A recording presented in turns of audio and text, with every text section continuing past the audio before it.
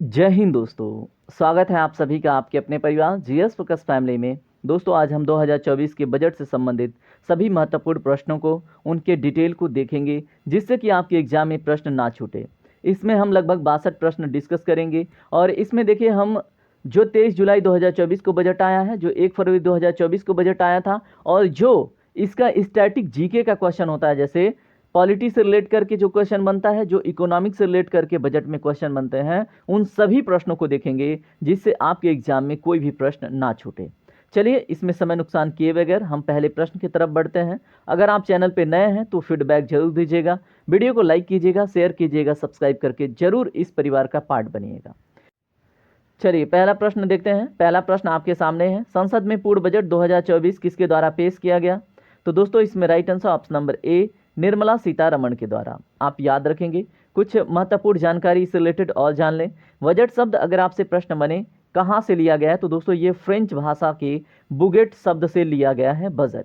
लेकिन आप ये भी ध्यान रखेंगे, बजट शब्द संविधान में परिभाषित नहीं है। इसका अर्थ क्या है? तो दोस्तों इसका अर्थ होता है चमड़े का थैला, याद रखना है। अगर आपसे प्रश्न बने संविधान के किस अनुच्छेद में इसका जिक्र मिलता है, तो दोस्तों अनुच्छेद 112 में आपको देखने को मिलता है। लेकिन अनुच्छेद 112 में आपको बजट शब्द नहीं देखने को मिलेगा। यहाँ पे एनुअल फिनेंशियल स्टेटमेंट नाम का एक सेंटेंस देखने को मिलेगा, ठीक है। और जिसका मतलब 112 के अनुसार क्या है, यहाँ पे जान लें, सरकार की आय व्यय का लेखा जोखा होता है, ठीक है, बजट। अब यहाँ पे देखें, स्वतंत्र भारत का पहला बजट पूछे आपसे तो 1947 में आया था। वित्त मंत्री निर्मला सीतारमण जी ने 23 जुलाई को पूर्ण बजट जारी किया था। यहाँ पे कुछ अन्य फैक्ट भी देख लें। जुलाई में क्यों पेश हुआ? क्योंकि इलेक्शन था लोकसभा का, इसलिए जुलाई में दोबारा से पेश करना पड़ा। इसका 1 फरवरी 2024 को जो बजट आया था वो अंतरिम बजट था। इसका अर्थ क्या है दोस्तों? ये मतलब अल्पकालिक समय के लिए कुछ आय व्यय के लिए पैसे आवंटित हुए थे, उसी को अंतरिम बजट बोला जाता है, ठीक है। तो आपने समझ लिया। और जो पूर्ण बजट होता है ये पूरा एक वित्तीय वर्ष के लिए होता है। यहाँ पे देख लें, वही मतलब मुख्य पॉइंट वही है, ठीक है। ये अस्थायी प्रावधान होता है जो अंतरिम बजट होता है, इसके ऊपर हम जिक्र कर चुके हैं। प्रश्न नंबर दूसरा देखिए, बजट 2024 में कृषि और उससे संबंधित क्षेत्र के लिए कितने लाख करोड़ रुपए आवंटित किए गए हैं? तो दोस्तों कृषि बहुत इंपॉर्टेंट हो जाता है आपके एग्जाम के लिए। इसमें ऑप्शन नंबर बी करेक्ट है, 1.52 लाख करोड़, ठीक है। चलिए बात करते हैं इसके मतलब अन्य पहलुओं पे। कृषि और सहायक सेक्टर के लिए 1.52 लाख करोड़ का ऐलान किया जा रहा है बजट में। सरकार नेशनल कारपोरेशन पॉलिसी लाने वाली है। वहीं सब्जियों की पैदावार बढ़ाने के लिए सरकार क्लस्टर स्कीम भी लाएगी, ठीक है। तो आप याद रखेंगे नेशनल कॉर्पोरेशन पॉलिसी और साथ में सब्जियों का पैदावार बढ़ाने के लिए एक क्लस्टर स्कीम, ठीक है। तो कृषि के लिए 1.52 लाख करोड़ का बजट ऐलान हुआ है। यहाँ पे देखिए प्रश्न नंबर 3 क्या है, उच्च शिक्षा के लिए कितने लाख रुपए तक का लोन प्रदान किया जाएगा, ठीक है। तो प्रश्न नंबर 3 का राइट आंसर है ऑप्शन नंबर सी, 10 लाख रुपए तक का, ठीक है। इससे जुड़े कुछ महत्वपूर्ण फैक्ट। केंद्रीय बजट 2024-25 में हर साल 25,000 छात्रों की मदद के लिए मॉडल कौशल ऋण योजना में संशोधन का प्रस्ताव है। अब क्या किया जाएगा, घरेलू संस्थानों में उच्च शिक्षा के लिए 10 लाख रुपए तक का लोन, अब ई वाउचर हर एक मतलब लाख छात्रों को सीधे लोन उनके 3% वार्षिक ब्याज छूट के लिए दिया जाएगा, ठीक है।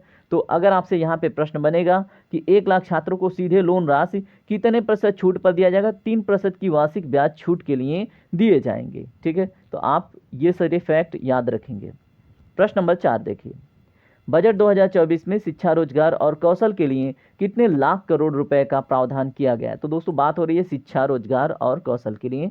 तो यहाँ पे राइट आंसर आपका ऑप्शन नंबर ए, 1.48 लाख करोड़, ठीक है। चलिए प्रश्न नंबर 5 देखिए, बजट 2024 के अनुसार भारत की मुद्रा स्फीति कितने प्रतिशत लक्ष्य की ओर बढ़ रही है? तो दोस्तों प्रश्न नंबर 5 में right answer option number D है, 4% की ओर। वैसे मुद्रा स्फीति भारत में कितना रहनी चाहिए? तो दोस्तों मुद्रा स्फीति 4 ± 2% के ही दायरे में रहनी चाहिए, ठीक है। ये आरबीआई का एक टारगेट है।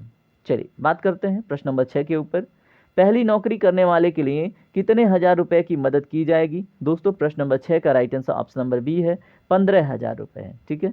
तो ये भी फैक्ट याद रखेंगे। पहली नौकरी वालों के लिए 1 लाख रुपए से कम सैलरी होने पर जो ईपीएफओ में पहली बार रजिस्टर अगर वो करते हैं तो उनको 15,000 रुपए की मदद 3 किस्तों में मिलेगी, ठीक है। तो याद रखेंगे आप। अगला प्रश्न देखिए, बजट 2024 के अनुसार देश भर में कितने नई इंडस्ट्रियल पार्क बनाए जाएंगे? तो दोस्तों यहाँ पे राइट आंसर क्या होगा? प्रश्न नंबर 7 का right answer option number C है, 12 नए इंडस्ट्रियल पार्क बनाए जाएंगे। ठीक है, प्रश्न नंबर 8 देखिए, कौशल विकास के लिए अगले 5 साल में कितने लाख युवाओं को कुशल बनाने का लक्ष्य रखा गया है? दोस्तों प्रश्न नंबर 8 का जो राइट आंसर है ऑप्शन नंबर बी है, 20 लाख युवाओं को। ठीक है, मोस्ट इंपॉर्टेंट क्वेश्चन है। देखिए, जब युवा कुशल होगा तो वो कहीं ना कहीं अपना सेल्फ एम्प्लॉयड या तो कोई जॉब कर लेगा, अगर स्किल नहीं होगी तो वो अनएम्प्लॉयड रह जाएगा। प्रश्न नंबर 9 देखिए, पूर्वोत्तर राज्यों में इंडिया पोस्ट पेमेंट बैंक से कितनी शाखाएं स्थापित की जाएंगी? दोस्तों यहाँ पे जो राइट आंसर है प्रश्न नंबर 9 का ऑप्शन नंबर बी है, 100 से अधिक। ठीक है, याद रखेंगे आप। प्रश्न नंबर 10 देखें, बजट 2024 में महिलाओं और लड़कियों को लाभ पहुंचाने वाली योजनाओं के लिए कितने लाख करोड़ रुपए का प्रावधान किया गया है? प्रश्न नंबर 10 का जो राइट आंसर है ऑप्शन नंबर सी है, 3 लाख करोड़। ठीक है, याद रखेंगे किसके लिए? महिलाओं और लड़कियों को लाभ पहुंचाने वाली योजनाओं के लिए विशेषकर 3 लाख करोड़ रुपए का प्रावधान किया गया है। प्रश्न नंबर 11 देखें, पीएम आवास योजना के तहत कितने करोड़ अतिरिक्त घर बनाए जाएंगे? प्रश्न नंबर 11 में दोस्तों right answer option number C है, 3 करोड़ घर। ठीक है, प्रश्न नंबर 12 देखें, इंटर्नशिप प्रोग्राम के तहत 1 करोड़ युवाओं को कितने हजार रुपए प्रति माह भत्ता प्रदान किया जाएगा? प्रश्न नंबर 12 का right answer option number C है, 5,000 प्रति माह। ये मोस्ट इंपॉर्टेंट क्वेश्चन आपको देखने को मिलेगा। यहाँ पे कुछ इंपॉर्टेंट फैक्ट, 530 कंपनियों में 1 करोड़ युवाओं को इंटर्नशिप के अवसर प्रदान करने के लिए योजना शुरू करेगी। ठीक है, इसमें 5,000 रुपये प्रति माह इंटर्नशिप भत्ता और 6,000 रुपये की एक मुफ्त सहायता दी जाएगी। ठीक है, तो ये क्वेश्चन आपके लिए बहुत ही महत्वपूर्ण था, इसको आप मोस्ट इंपॉर्टेंट कर लीजिएगा। ठीक है, क्या है दोस्तों?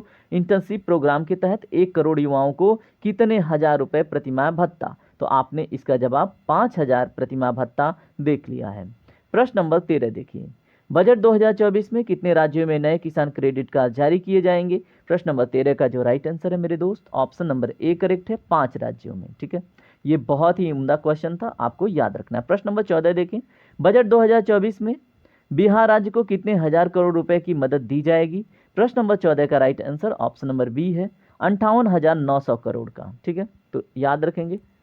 चलिए प्रश्न इसके बारे में थोड़ा सा जान लीजिए। बिहार 26,000 करोड़ से सड़कों का जाल बिछाया जाएगा। ठीक है, तो बिहार में क्या किया जाएगा? 26,000 करोड़ की लागत से सड़कों का जाल बिछाया जाएगा। निर्मला सीतारमण ने बताया कि पटना पूर्णिया एक्सप्रेसवे को मंजूरी दे दी गई है। किसको मंजूरी दी गई है दोस्तों? बीपीएससी के लिए बढ़िया प्रश्न हो सकता है, पटना पूर्णिया एक्सप्रेसवे को। ठीक है, बिहार के पीरपैंती में 2400 मेगावाट का पावर प्रोजेक्ट भी स्थापित किया जाएगा। इसी के साथ केंद्र सरकार गंगा पर 2 नए ब्रिज भी बनवाएगी। ठीक है, बाढ़ से निपटने और राहत के लिए 11,500 करोड़ रुपए भी दिए जाएंगे। ठीक है, तो ये मोस्ट इंपॉर्टेंट फैक्ट है, आपको याद रखने हैं।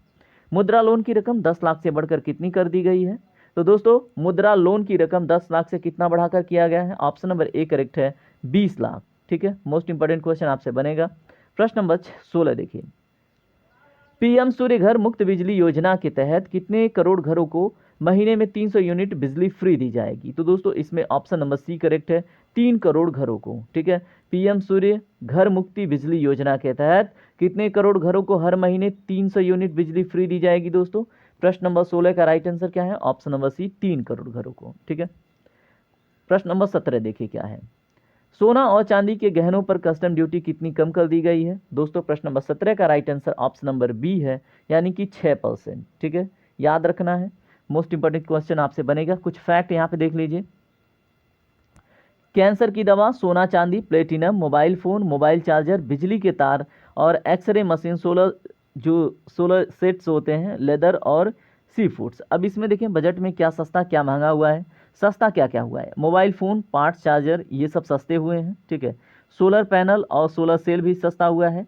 25 आवश्यक खनिज भी सस्ते हुए हैं। सोना चांदी प्लेटिनम भी सस्ते हुए हैं। कैंसर के इलाज के लिए जो दवाएं हैं वो भी सस्ती हुई हैं। महंगा क्या हुआ है? पीवीसी, फ्लैक्स बैनर और कुछ दूरसंचार उपकरण। ठीक है, तो ये महंगे हुए हैं। चलिए बात करते हैं प्रश्न नंबर 18 के ऊपर। बजट 2024 के अनुसार कितने लाख रुपए की आमदनी तक टैक्स नहीं देना पड़ेगा? तो दोस्तों अगर आपके गार्जियन की इनकम 3 लाख रुपए से कम है तो आपको कोई भी टैक्स नहीं देना पड़ेगा, आप याद रखेंगे। यहाँ पे कुछ इंपॉर्टेंट फैक्ट देख लीजिए। स्टैंडर्ड डिडक्शन कितने का है?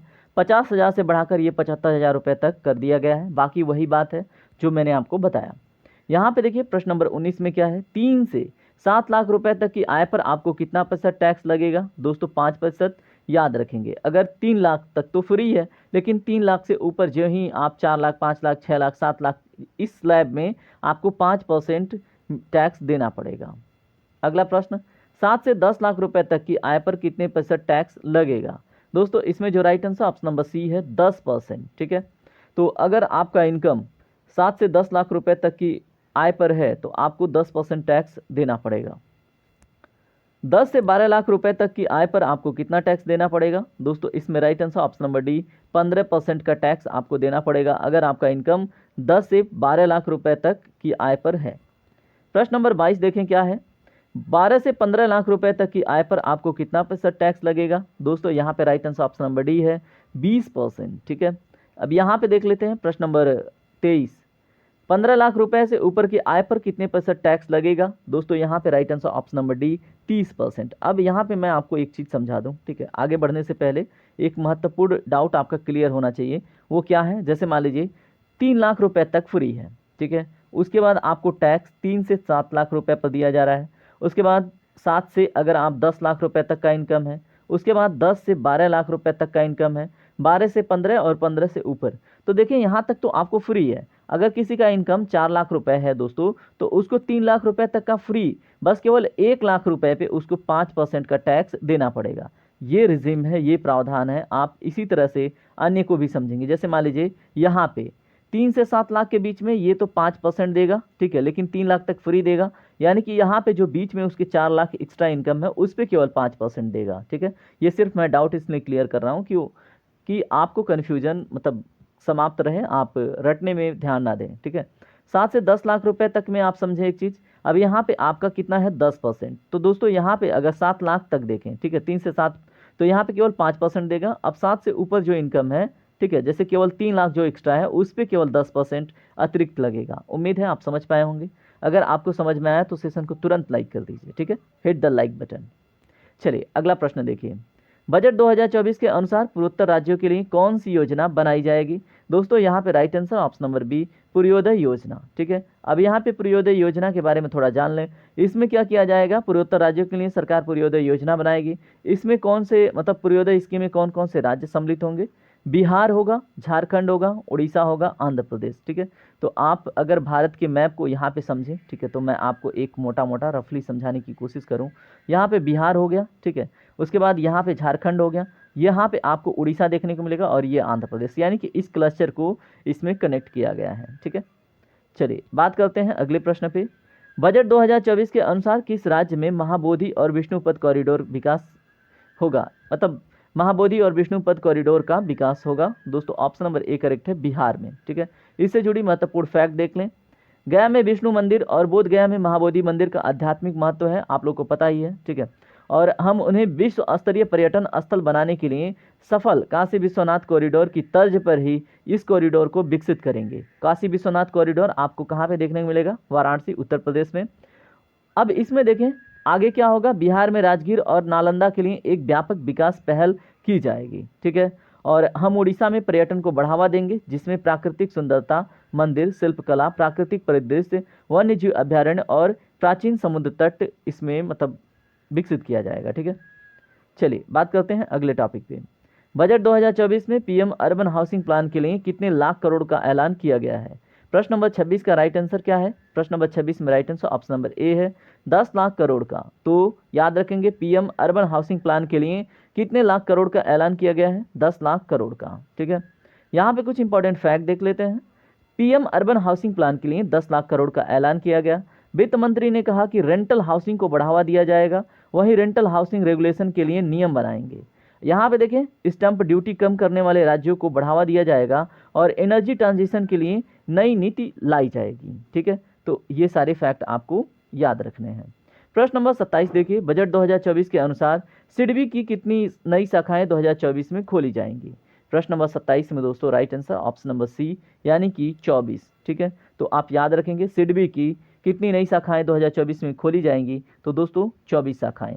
इसके बारे में थोड़ा जान लें। सिडबी का फुल फॉर्म पूछ लिया जाता है छोटे एग्जामों में, तो small industries development bank of India. क्या है दोस्तों? Small industries development bank of India. इसकी स्थापना 2 अप्रैल 1990 को हुई थी। मुख्यालय इसका लखनऊ उत्तर प्रदेश में है। इसके अध्यक्ष एवं एमडी इस समय मनोज मित्तल जी हैं। ठीक है, तो ये सारे फैक्ट आपके लिए इंपॉर्टेंट है।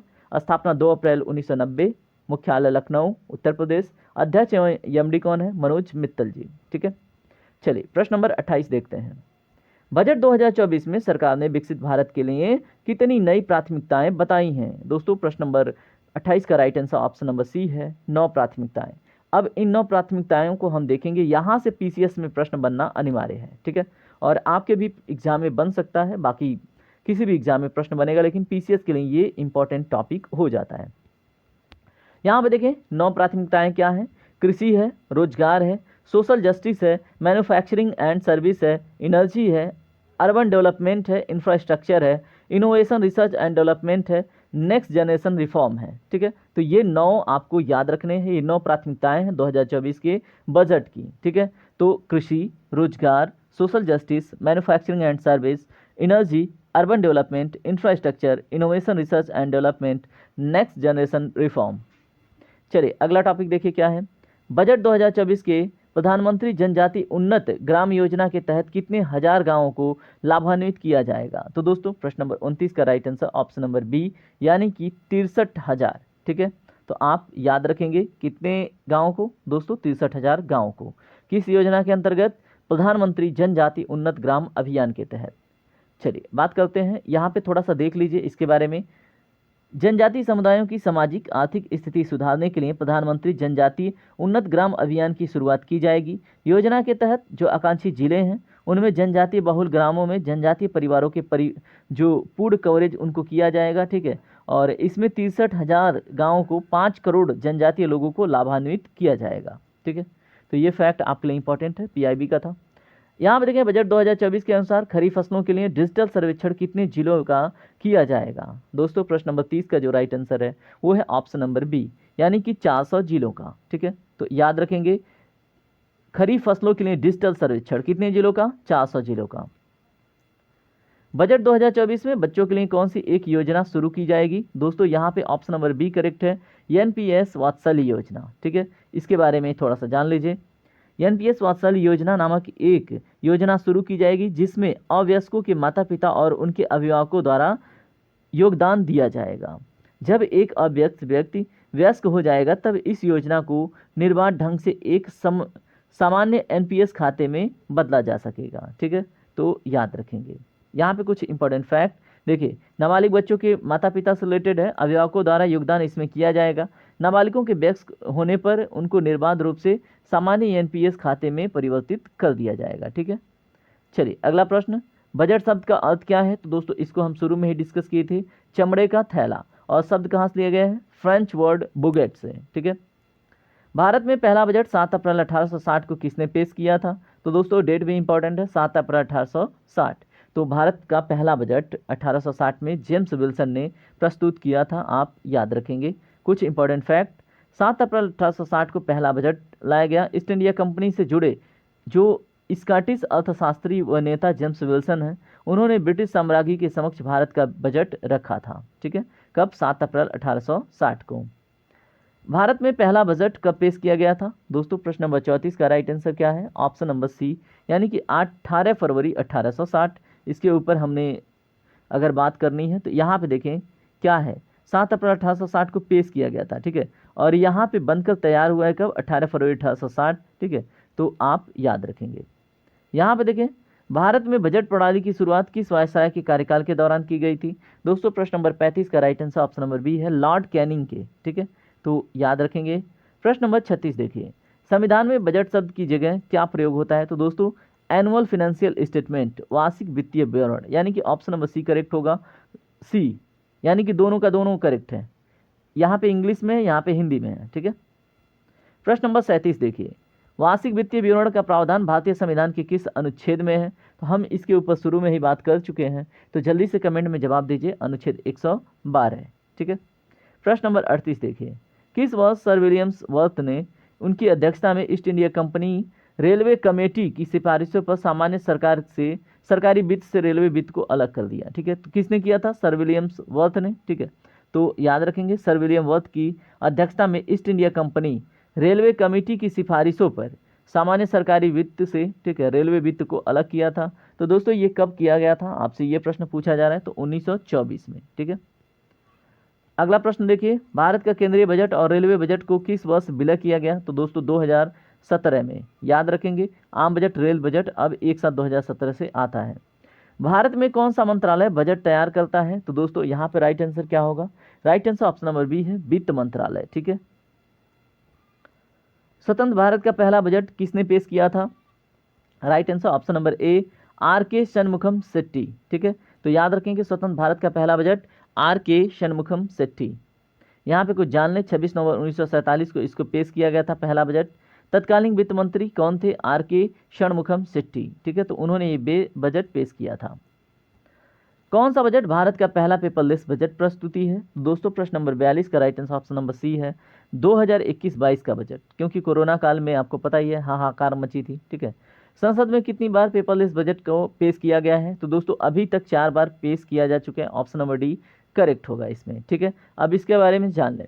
2021 में पहला पेपरलेस बजट पेश किया गया टैबलेट के माध्यम से। इसके बाद देश में पेपरलेस बजट की परंपरा शुरू हुई। कब से? 2021 से।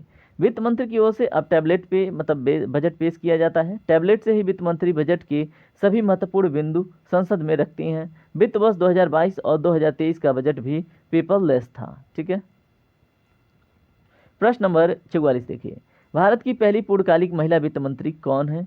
तो दोस्तों प्रश्न नंबर 44 का right answer option number D है, यानी कि निर्मला सीतारमण। ठीक है, भारत की पहली महिला वित्त मंत्री कौन थी? दोस्तों प्रश्न नंबर 45 का राइट आंसर ऑप्शन नंबर ए, यानी कि इंदिरा गांधी। ठीक है, पहली वित्त मंत्री थी, आप याद रखेंगे। चलिए प्रश्न नंबर 46 देखिए, बजट में क्या होता है? दोस्तों सरकार की आमदनी और प्रस्तावित योजनाओं पर होने वाले खर्च का ब्यौरा, बिल्कुल करेक्ट है। सरकार की कमाई और खर्च का ब्यौरा, ये भी ठीक है। मंत्रालयों को उनके खर्च के लिए धनराशि का आवंटन, ये भी ठीक है। और इसमें all of the above correct हो जाता है, उपयुक्त सभी। लगातार 7वीं बार बजट पेश करने वाली पहली महिला वित्त मंत्री कौन बनी है? तो दोस्तों इसमें राइट आंसर क्या होगा? प्रश्न नंबर 47 का राइट आंसर ऑप्शन नंबर ए, निर्मला सीतारमण। ठीक है, तो पहली महिला वित्त मंत्री बनी है, क्या करने के लिए? 7वीं बार बजट पेश करने के लिए।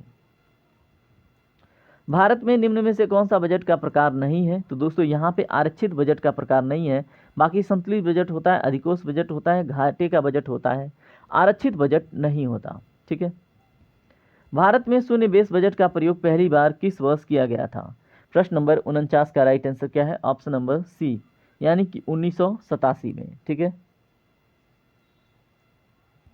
प्रश्न नंबर 50 देखिए क्या है, किसने भारत में सबसे लंबा बजट भाषण दिया? दोस्तों प्रश्न नंबर 50 का राइट आंसर क्या है? ऑप्शन नंबर बी, यानी कि निर्मला सीतारमण ने। ठीक है, 2020 का बजट सबसे लंबा था, 2 घंटे 40 मिनट का था। यह भारत का सबसे लंबा बजट भाषण था, 2 घंटा 40 मिनट। सबसे छोटा बजट भाषण किसने दिया? तो दोस्तों अगर हम बात करें, प्रश्न नंबर 51 का right answer option number B है। इनका नाम है हरिभाऊ मुलजी भाई पटेल। तो ये आपको देख रहे हैं, हरिभाऊ मुलजी भाई पटेल। इन्होंने कितने समय का बजट दिया था दोस्तों? इन्होंने केवल 800 शब्दों का बजट 1977 में पेश किया था, आप याद रखेंगे। ठीक है, तो ये तत्कालीन उस समय भारत के वित्त मंत्री थे, हरू भाई, क्या नाम है? हीरू भाई मुलजी भाई पटेल। ठीक है, भारत के कितने प्रधानमंत्री रहते हुए बजट पेश किया है? तो दोस्तों यहाँ पे राइट आंसर क्या होगा? ऑप्शन नंबर बी, 3 प्रधानमंत्री। ठीक है, जो प्रधानमंत्री रहते हुए बजट पेश किए हैं। यहाँ पे देखें, उनके नाम हैं जवाहरलाल नेहरू हैं, राजीव गांधी है, इंदिरा गांधी। तो ये है जवाहरलाल नेहरू, ये है इंदिरा गांधी, ये है राजीव गांधी। ठीक है, तो आप याद रखेंगे इनके भी नाम। गणतंत्र भारत का पहला बजट किसने पेश किया था? दोस्तों अब बात हो रही है 26 जनवरी 1950 की। ठीक है, तो इसमें राइट आंसर क्या होगा? ऑप्शन नंबर ए, जॉन मथाई ने। गणतंत्र भारत का पहला बजट किसने पेश किया, कब पेश किया गया था? दोस्तों प्रश्न नंबर 54 का right answer option number C है, 15 फरवरी 1952 को। सबसे अधिक बार बजट पेश करने का रिकॉर्ड किसके नाम पे है? दोस्तों वो कौन है बताएं? सबसे अधिक बार बजट, तो यहाँ पे मोरारजी देसाई सही होता है, लगभग 10 बार ये कर चुके हैं बजट पेश। ठीक है, तो कुछ इंपॉर्टेंट फैक्ट देख लीजिए। हाँ, 10 बार इन्होंने बजट पेश किया है 1962 से लेके 69 के बीच में। इसके बाद चिदम्बरम हैं, क्या नाम है इनका, पी चिदम्बरम, और ये 9 बार बजट पेश कर चुके हैं। प्रणब मुखर्जी 8 बार पेश कर चुके हैं। यशवंत सिन्हा 8 बार। ठीक है, और मनमोहन सिंह 6 बार। 2017 से पहले बजट किस तिथि को पेश किया जाता था? दोस्तों 2017 से पहले बजट किस तिथि को आता था? आपको पता होना चाहिए। इसमें राइट आंसर है फरवरी के अंत में आता था। ठीक है, अब यहाँ पे अगला प्रश्न, 2017 के बाद बजट की तिथि अब क्या है? तो दोस्तों अब क्या है बताएं। प्रश्न नंबर 57 का राइट आंसर ऑप्शन नंबर ए है, 1 फरवरी। ठीक है, अंतरिम बजट को क्या कहा जाता है? दोस्तों प्रश्न नंबर 58 का जो राइट आंसर है वो है ऑप्शन नंबर सी, यहाँ पे मिनी बजट भी कहा जाता है, वोट ऑन अकाउंट भी कहा जाता है। प्रश्न नंबर 59 देखें, भारत के वित्तीय वर्ष की शुरुआत कब होती है? दोस्तों भारत के वित्तीय वर्ष की शुरुआत 1 अप्रैल से होती है। ठीक है, तो आप याद रखेंगे 1 अप्रैल से कब तक चलती है, कमेंट सेक्शन में जरूर बताइएगा। ठीक है, तो 59 का ऑप्शन नंबर सी करेक्ट है, 1 अप्रैल से। यहाँ पे देख लें कुछ इंपॉर्टेंट फैक्ट, देखिए यहाँ पे आ ही गया 1 अप्रैल से 31 मार्च। ठीक है, और यह उस अवधि का प्रतिनिधित्व करता है जिसमें आय अर्जित की जाती है। ठीक है, प्रश्न नंबर 60 देखें, किस वित्त मंत्री ने एक भी बजट पेश नहीं किया? दोस्तों प्रश्न नंबर 60 का जो राइट आंसर है ऑप्शन नंबर बी है, केसी नियोगी ने। ठीक है,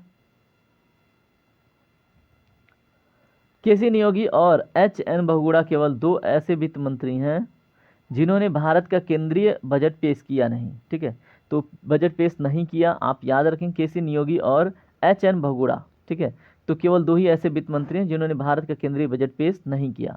ऐसा इसलिए क्योंकि वे बजट दिनों के बीच इतने कम समय के लिए पद पर रहे हैं कि उन्हें बजट पेश करने का अवसर नहीं मिला। नियोगी जी भारत के दूसरे वित्त मंत्री थे, उन्होंने केवल 35 दिनों के लिए पद संभाला था। ठीक है, चलिए प्रश्न नंबर 61 देखिए क्या है, किस साल बजट 2 बार प्रस्तुत किया जा सकता है? दोस्तों ऑप्शन नंबर सी करेक्ट है, इलेक्शन ईयर में। जैसे इस बार हुआ 1 फरवरी को भी बजट आया था और उसके बाद 23 जुलाई को भी बजट आया था। ठीक है, तो जब क्या होगा बताएं, इलेक्शन चल रहा होगा। ठीक है, तो इलेक्शन में 2 बार बजट प्रस्तुत किए जाते हैं। किस साल पहली बार बजट हिंदी में तैयार किया गया था? दोस्तों इसका आप राइट आंसर कमेंट करेंगे। ठीक है, प्रश्न नंबर 62 का राइट आंसर कमेंट करेंगे। वैसे तो 1955 और 56 है। ठीक है, लेकिन इसका आप आंसर कमेंट करेंगे और उम्मीद करूंगा कि आपने सेशन एंजॉय किया है।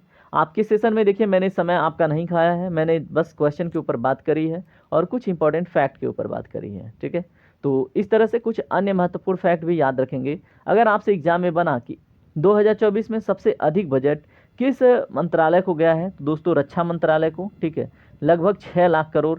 और आपसे ये भी प्रश्न पूछा जा सकता है कि जो महाकुंभ लगने वाला है उसके लिए कितने का बजट एलोकेट हुआ है, तो दोस्तों 2500 करोड़। ठीक है, तो ये आप याद रखेंगे दोनों फैक्ट। ठीक है, और अब हम मिलेंगे अगले सेशन में, तब तक के लिए अपना ख्याल रखें।